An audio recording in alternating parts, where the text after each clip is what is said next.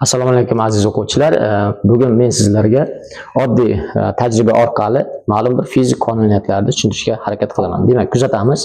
Hozir shamni yonishi sekin-astalik bilan kamayib o'tishini ko'rishimiz mumkin. Mana hozir kamayib boryapti va bu yerda nima sodir bo'lyapti? O'sha bankani ichidagi havo bosimi kamayib, ya'ni havo miqdori kamayib, kislorod kamayib o'chyapti. Bu nimadan dalolat beradi? Yonish bevosita kislorodga, ya'ni havoga bog'liq ekan. Atmosferadagi kislorod miqdori 21%, ya'ni butun atmosferamizda 21% kislorod moddasidan iborat. 78% azot, 1% qolgan gazlar yoki boshqa turdagi gazlar. Endi nimaga endi aynan 21%? Agar 10% bo'lganda yonish juda ham qiyin kechardi. Mana hozir kamayib ketdi, yonish qiyin bo'lyapti.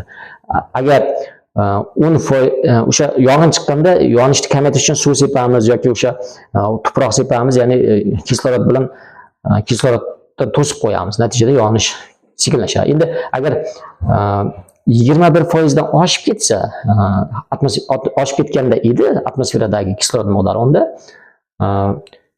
yonish jarayoni juda tez bo'lardi. Masalan, quyosh nuri daraxtni qizdirib, daraxt o'z-o'zidan yonib ketish ehtimoli paydo bo'lardi. Ya'ni juda ham hayot uchun xavfli bo'lardi. Tabiat shunchalik mukammal tuzilganki, atmosferadagi kislorod miqdori aynan 21% inson hayot, umuman hayotda, yerdagi hayotni asosiy omilidir.